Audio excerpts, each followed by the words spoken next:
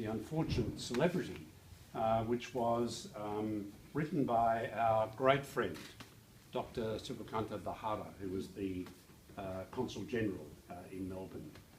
He'd been here just a year, but he had made a huge impression and was a fantastic friend to the Institute and all of us who were around the Institute. And his death in November 2012 was, a great shock to us all, and really left a great gap, I think, in the community for some time. This is not the only book he wrote. He wrote a number of books, and books of poetry.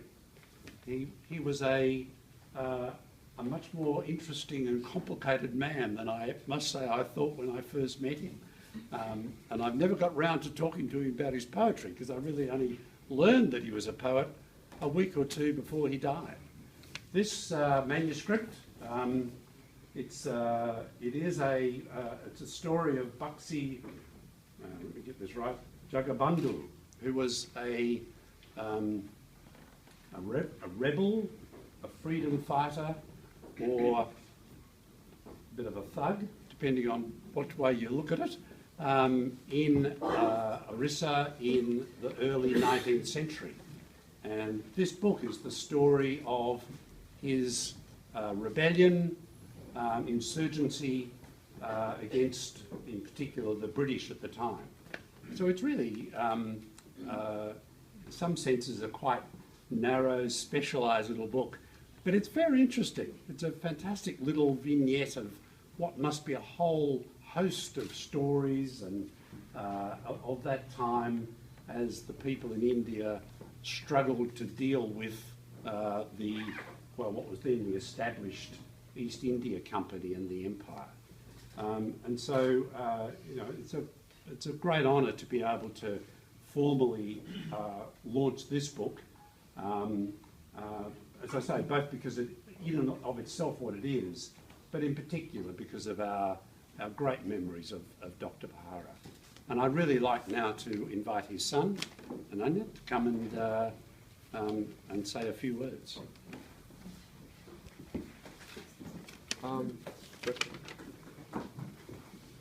Good evening, everyone.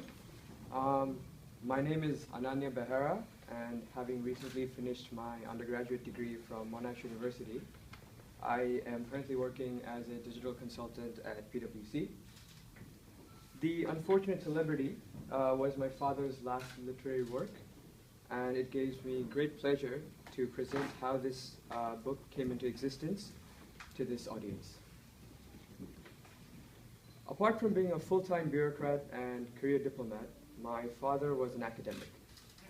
Having received his PhD from Oxford University in history, he loved to write poems, essays, short stories, journal articles, and books in English, Hindi, and Oriya.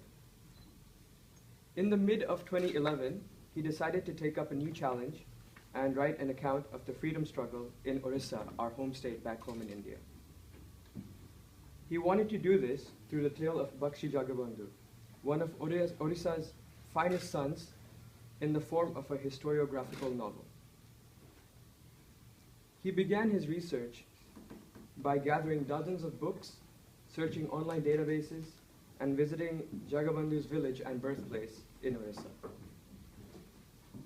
When he first began writing this book, the deal between us was that I would edit his chapters in exchange for some pocket money. By this time, he had accepted that my English was way, way better than his. So by the third quarter of 2012, the book had been sent for copy editing and was scheduled for release in Orissa in the early 2013. Unfortunately, on the 9th of November 2012, my father passed away due to a sudden cardiac arrest, leaving not only his family in shambles, but also his work incomplete. At the beginning of this year, I made a resolution to myself to do whatever it takes to finish my dad's work and get this book published before his birthday. It took many hours of proofreading, numerous logistical issues, and hundreds of correspondence emails to the publisher to finally get the book published. Finally, after all the effort, the book was finished in its entirety on my father's birthday, the 27th of June this year.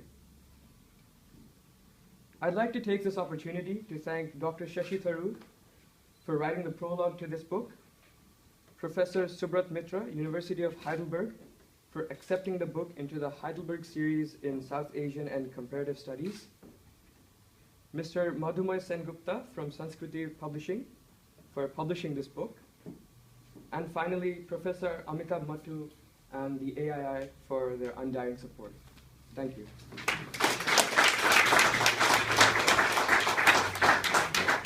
Formally undo the package so we launch the book. All right, sure.